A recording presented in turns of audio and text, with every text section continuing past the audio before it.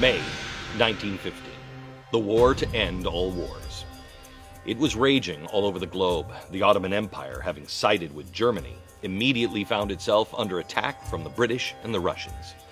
For the Ottomans, this was more than just a global war sparked by the assassination of Archduke Ferdinand. This was something much bigger. A Swedish missionary working in eastern Turkey at the time witnessed a Turkish officer saying something very significant. Since we're at war with the Christians, we need to wipe them out in this country first. On May 27th, the Ottoman Parliament passed the displacement law, and on June 1st, the deportations began. Christians all over Anatolia were forced to leave their homes at gunpoint, herded like cattle in long death marches, or by train crammed in tiny boxcars to concentration camps deep in the Syrian desert. One Ottoman official named Mehmet Celal Bey, a governor, witnessed the first arrivals of the deportees.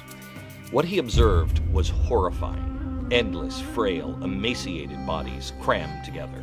He halted the trains and appealed to his superiors. He practically begged, but it all fell on deaf ears. His reward for slowing down the deportations? He was removed as governor. But he would not be silenced. Quote, "Unfortunately, it is impossible to deny and distort the facts. The purpose was to annihilate, and they were annihilated. It's impossible to hide and conceal this policy."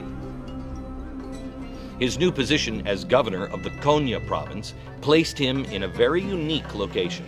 Konya was a major hub for the deportees who were being transported by train. He seized the opportunity. He refused to load the trains with the deportees, and the military persisted. He stalled, claiming that he didn't have the boxcars ready. He sheltered and housed as many as he possibly could. He hid them in villages and in farms. He even arranged for some to be sent back to their homes and then gave them money which he took from the province's immigrant fund. Mehmet Celal Bey was the lone shining light in the darkness of ensuing genocide, personally responsible for saving tens of thousands of lives. When everyone else was turning a blind eye to what was going on, he stood in defiance of tyranny. But his actions couldn't stop the atrocities. And here's how he described the feeling. Quote, "Like a person sitting beside a river, with absolutely no means of rescuing anyone from it. Blood flowing down the river with thousands of innocent children, irreproachable old men and helpless women streaming down the river towards oblivion. Anyone I could save with my bare hands I saved. The rest went down the river, never to return." The Ottoman government eventually found out what he was doing and relieved him of his position in October.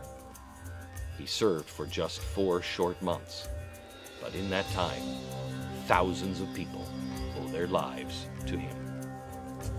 He died 11 years later in 1926. Thousands of Armenians attended his funeral in Istanbul to pay their respects. He is known today by the Armenians as the Turkish Oscar Schindler.